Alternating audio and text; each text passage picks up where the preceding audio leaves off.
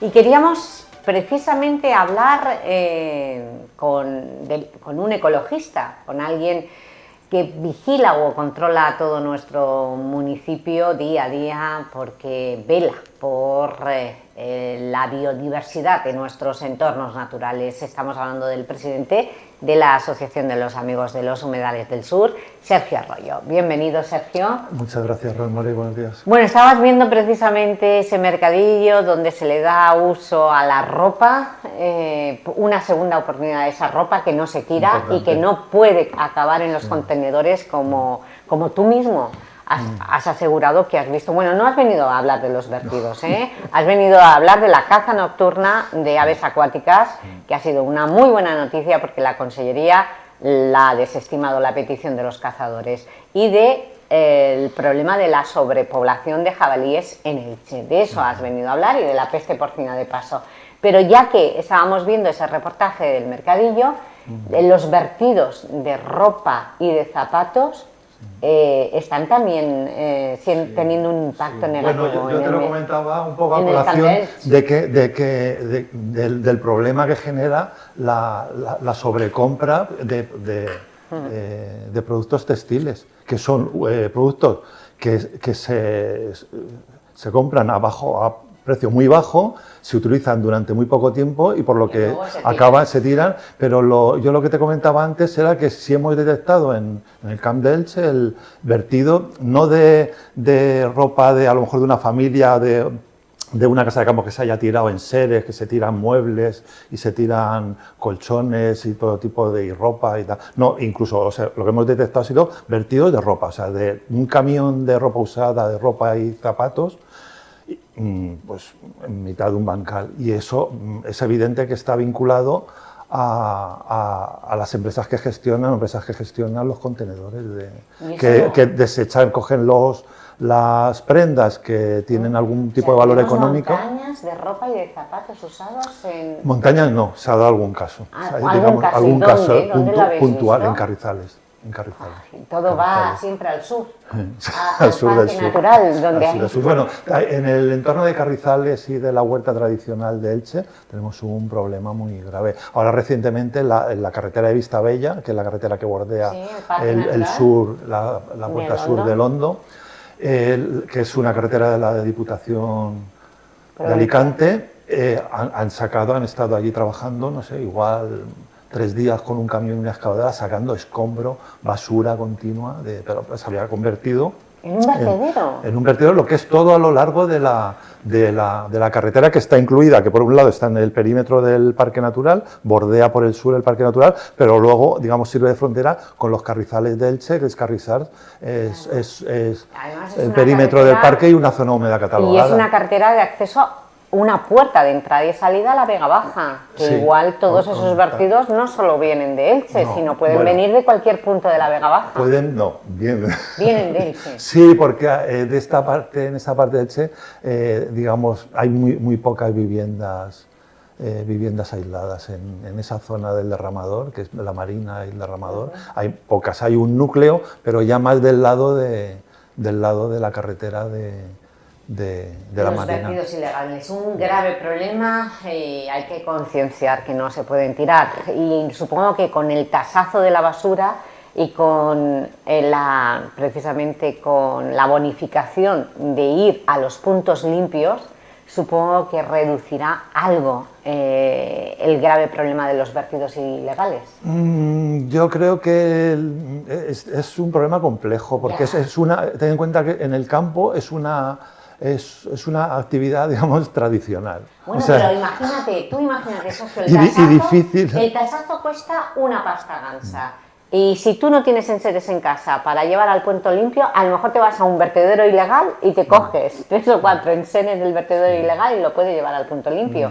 Te ponen el apellido y tal, y ya bonificas. Pues estaría ropa ahí para ir basura ahí para ir a recoger para conseguir puntos. Por eso lanzamos una idea, ¿no? Para que colaboremos todos, Bueno, al margen de bromas, Sergio, estás aquí porque tenemos una muy buena noticia, y es que la caza nocturna se elimina, porque había la posibilidad de cazar después en el atardecer en el Hondo. Pero ustedes, vosotros, desde la Asociación de Ecologistas que diriges, habéis alegado contra la petición de la Federación de Cazadores. Concretamente la situación que había actualmente estaba prohibida. Estaba prohibida a raíz de este mes de enero hubo una sentencia del Tribunal Superior de Justicia de la Comunidad Valenciana en la que consideraba, fue una sentencia un poco... No prohibió, pero lo que sí consideraba que los planes técnicos de ordenación cinegética, que son los documentos que permitían la caza, por esa razón, porque permitían la caza, digamos que los consideraba que no se ajustaban a derecho. O sea, digamos que lo que hacía era el dejar una puerta a la Consellería, a que por un lado la Consellería podía haber sacado, publicado unos nuevos planes técnicos de ordenación cinegética con unos cambios mínimos como los que pedían los cazadores de rebajar en vez de 1 hora, bajarlo a 45 minutos, pero la propia Consellería en la notificación que nos enviaron, ellos alegaban que los propios servicios jurídicos de la Consellería consideraban que la sentencia que era clara en ese sentido y no había lugar a modificar los planes técnicos en el sentido de volver a reeditar y autorizar la caza nocturna, pero sí abría la puerta a lo que ocurrió, que por otra parte los cazadores sí alegaran o presentaran presentaron un estudio, pongámoslo entre comillas, porque no tenía en absoluto ningún rigor científico, en el que demostraban o querían demostrar que al anochecer o durante la noche los cazadores eran capaces de distinguir las diferentes especies de aves mientras volaban por los humedales. Vale. Lo importante es... Bueno, no sé si tenemos las imágenes todavía, no sé si Chema las tiene. No, todavía no. No hemos podido descargar las imágenes que nos has traído de la caza nocturna. Es una pena porque esas imágenes demuestran que al final os han dado la razón a vosotros, a los ecologistas, que decía que la caza nocturna no es que se permita cazar de noche, sino al atardecer. Hay muy poca visibilidad. Pero es noche cerrada. Claro. Pero claro, el atardecer cuando empieza, pero sabes, una tarde de invierno, claro, es que ya antes precisamente nosotros, un vídeo que hicimos en el invierno del año 23 y durante media hora y contabilizando el número de disparos, y era un vídeo y que se veía, claro, el ambiente, que se escucha pues las aves, patos, los flamencos y tal, y los disparos. Y con un contador íbamos contando los disparos. Y ese vídeo se publicó. Y claro, y es impactante ver en la oscuridad de la noche, que se ve un poco las luces al final, porque ese estaba hecho desde el Aula de la Naturaleza de Catral, y al lado pegado al Hondo, y se veía un poco como las luces al fondo de Elche y de Crevillente. Pero es que es noche cerrada, es que es imposible, es que es prácticamente imposible. Pero no es que nos hayan dado la razón, nos han dado la razón jurídicamente, claro. Pero técnicamente y científicamente ya había evidencias, pero evidencias científicas, o sea, y tecnológicas, o sea, con los emisores de GPS que se le ponían a las diferentes aves que se liberaban, se sabía cuándo morían, dónde morían.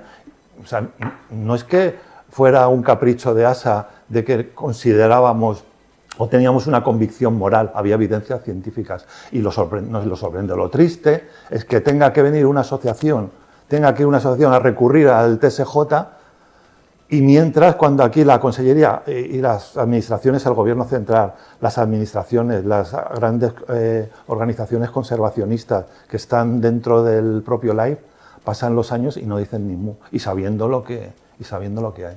Pero bueno, así son las cosas, pero bueno. Bueno, esa es tu vida, ¿no? Nuestra vida, la mía y la otra. Ten en cuenta que ASA tiene, aunque la verdad es que somos el núcleo duro, que es los que más trabajamos, que estamos más volcados en el tema, pero somos 200 socios. O sea, digamos que tenemos una presencia social potente. 200 socios que, bueno... Personas socias, digamos. Que realmente lleváis toda la vida batallando en los juzgados, en las administraciones, medidas tan lesivas para el medio ambiente, para la fauna y flora de nuestros entornos naturales, como permitir cazar en noche cerrada, porque ningún cazador, como vosotros bien habéis alegado, puede distinguir entre un ave común y un ave protegida, y gracias a la cerceta pardilla pues os han dado la razón. Es que los humedales del sur son tan ricos que vienen aves protegidas y en situación muy crítica, como la cerceta pardilla o la malvasía cabeciblanca. Y eso es lo que quería preguntarte, Sergio. ¿Cómo tenemos a nuestros... a las especies, sí, a nuestras especies, a las anátidas más... A nuestros inquilinos, pero yo creo que ya son propietarias del humedal. Y antes que nosotros. Ten en cuenta que hablamos de la fauna en general, como si fuera propiedad de las personas, pero ten en cuenta que todos, prácticamente la mayor parte de la fauna existente y de las especies existentes y de la biodiversidad es mucho más antigua que el ser humano, que somos unos recién llegados. Bueno, sí. Recomendamos La evolución de las especies de Darwin. Tiene que ser un libro. Yo todavía no me lo he leído, pero quien lo ha leído me ha dicho que es recomendable. Bueno, la situación. Sergio, la situación de las aves. ¿Cómo están nuestras cercetas pardillas las que se sueltan? Las cercetas pardillas este año, la temporada de cría, al parecer no han salido publicados los datos, pero los comentarios que he escuchado es que ha sido un año más o menos aceptable. Bueno. No te puedo decir el número exacto, ahora no lo recuerdo, pero no ha sido un año malo. ¿Y el Parque Natural cómo está? También no hay botulismo, pues mira, de momento. No, el botulismo es una epidemia que se suele dar sobre todo en la época cuando termina la temporada reproductora, el verano, coincidiendo con la debilidad que tienen las aves, con los jóvenes y tal, y con las altas temperaturas que hacen que en el agua prolifere la bacteria esta del botulismo, que es un botulismo diferente al alimentario que afecta a las personas. Es el botulismo. Es el botox, ¿no? Lo que se pone. No. Pues yo creía que era la misma.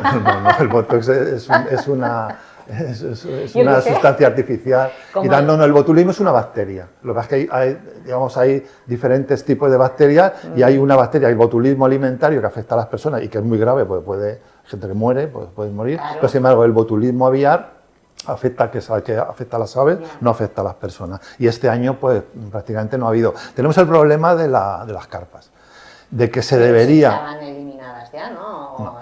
Ríos del Levante tenía un programa para eliminarlas, claro, la sobrepoblación de carpas. Pero tú pescando no haces nada. Más que sacar dinero de la administración.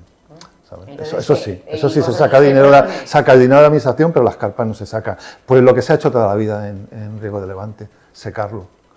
¿Por qué? ¿Por qué no había problemas de sobrepoblación de carpa cuando siempre ha habido carpa? Pues claro, porque el agua antes de los embalses, hasta hace 20, 25 años o más años, ese agua se utilizaba para regar.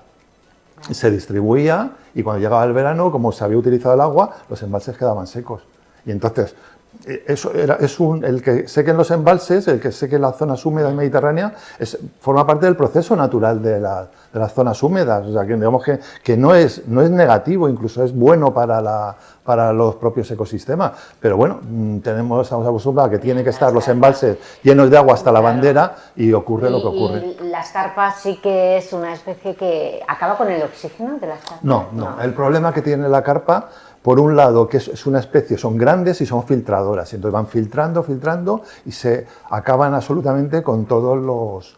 Primero, sobre todo los invertebrados acuáticos, que es buena base de la alimentación de las aves acuáticas. Y luego, por otro lado, tiene la costumbre, nuestros humedales tienen los fondos muy limosos, muy arcillosos, entonces son inestables. Entonces ellas lo que hacen es menear con su cola, remover los fondos, entonces enturbian las aguas. Al enturbiar las aguas, lo que provocan es que no pueda entrar luz. Y entonces los macrófitos, la vegetación subacuática, que también forma parte importante de la alimentación de muchas de las anátidas, pues desaparece.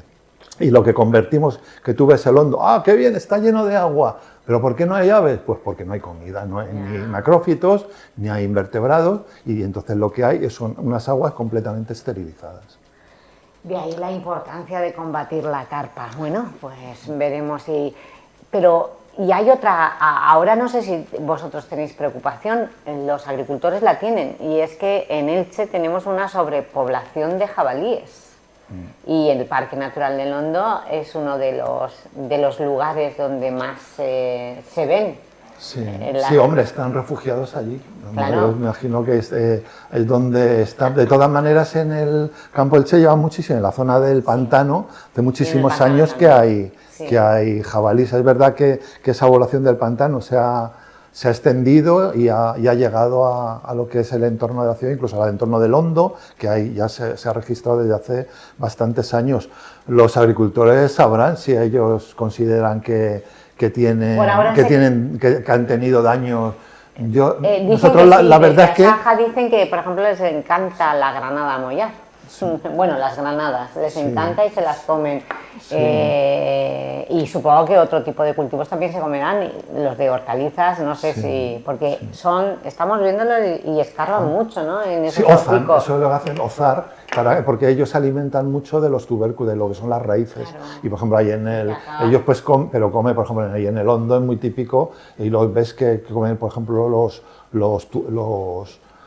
rizomas, los bulbos de los juncos y los rizomas del carrizo, la tienen abundante comida. Nosotros lo que sí consideramos que en un futuro, cuando haya más población, el peligro para el tráfico, eso sí puede ser un verdadero peligro por el tema de los... Pero el jabalí en estos momentos se puede cazar en Elche, si se pide permiso.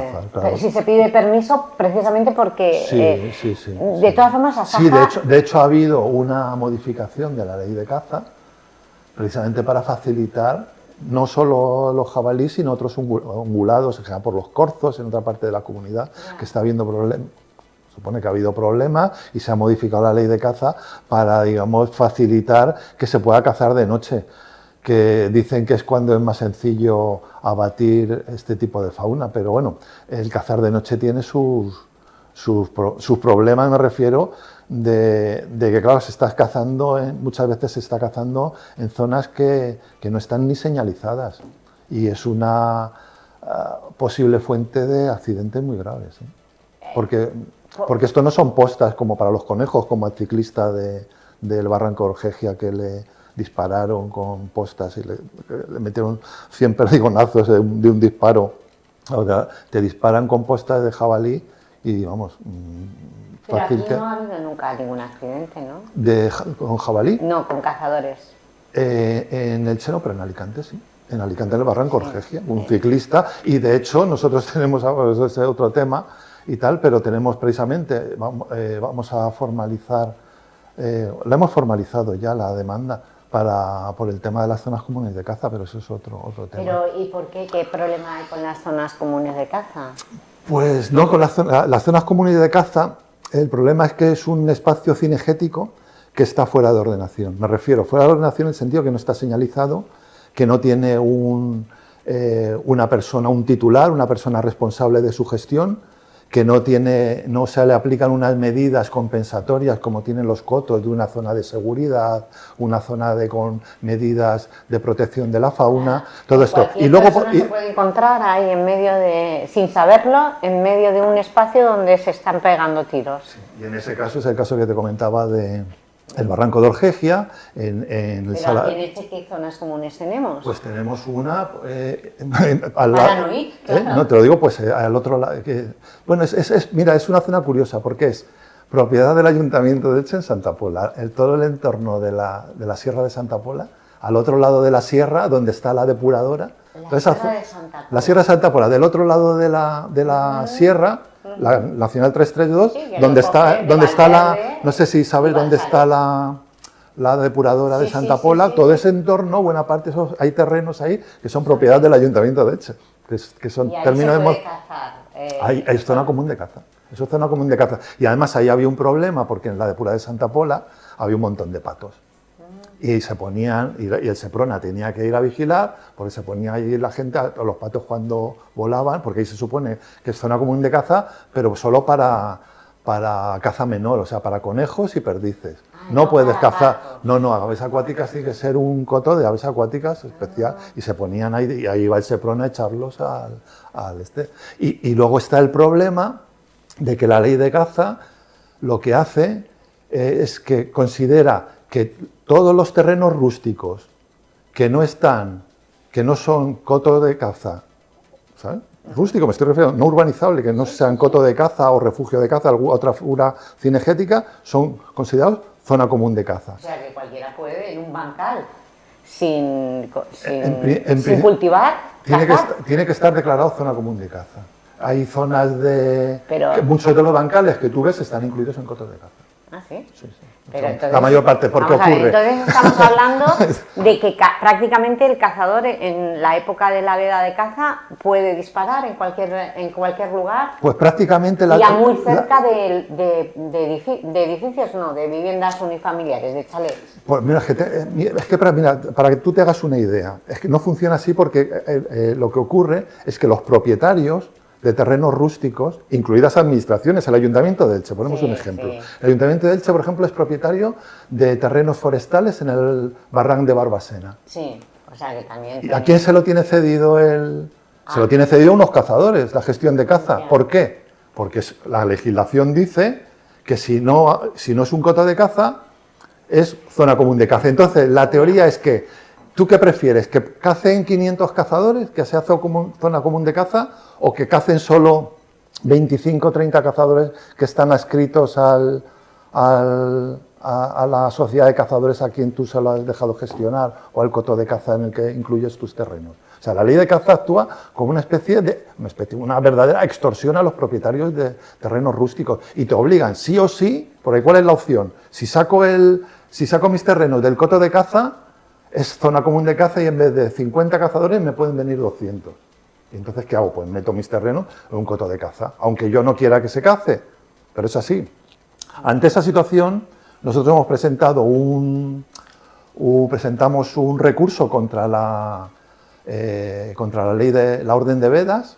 Después de presentamos un recurso, precisamente por el tema de las zonas comunes de caza, ese recurso nos lo rechazaron y ahora hemos formalizado una demanda, un contencioso administrativo contra esta decisión de la Consellería de Medio Ambiente ante el TSJ.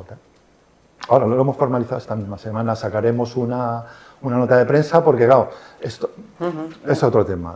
Es otro tema, si no... Y el último tema que quería decir, que estabas hablando de la asociación y tal, y quería comentarlo, que este año cumplimos 30 años. Bueno, pues un momento, antes del 30 aniversario, ¿los cotos de caza ayudan a proliferar la población de jabalíes en Elche? ¿Ayudan? Sí, ayudan en algún modo. No, lo digo porque a controlar la población. No, a proliferar, no en el sentido de que como los cazadores echan comida para la caza menor, perdices y tal, no. No especialmente. De todas maneras, todos los cotos de caza han pedido a la Consellería permiso para, por lo menos los de las zonas húmedas, porque nosotros, claro, tuvimos acceso a los planes técnicos de ordenación cinegética, la propuesta que hacían los cotos de caza y solicitaban, tú hasta los de Santa Pola, en Santa Pola no hay problema del y solicitaban también poder disparar a todo, a los conejos, a las jabalíes, a las gaviotas, a todo, o sea, disparan a cualquier cosa. O sea. Bueno, la caza controlada vemos que en esto de la peste porcina, que por cierto es una enfermedad que no se transmite a los seres humanos, pero que preocupa, porque estamos en Navidades y el cerdo, bueno, pues se exporta. Las explotaciones ganaderas, pues sí, bueno, algo quieren rentabilizar. Sí. Pero ayer mismo la Consellería de Agricultura ya anunciaba que tienen un plan para prevenir, sí, controlar y sobre todo autorizar a los cazadores a disparar a los jabalíes. De todos estaban autorizados. No sí, lo estaban. Están autorizados y se hacen batidas de jabalíes cuando creen oportuno las diferentes sociedades de cazadores. O sea, no ha cambiado gran cosa. Pues Sergio Arroyo, del 30 aniversario de ASA tenemos que hablar. Este año es 2026. No, este es de 2025 ya, pues, el 3, mira, el 3 de marzo fue la reunión, vale. la reunión fundadora del 95. Pues tenemos que hablar del 30 aniversario, es que no nos cabe más hoy, porque tenemos, no te vayas, porque tenemos a nuestro compañero...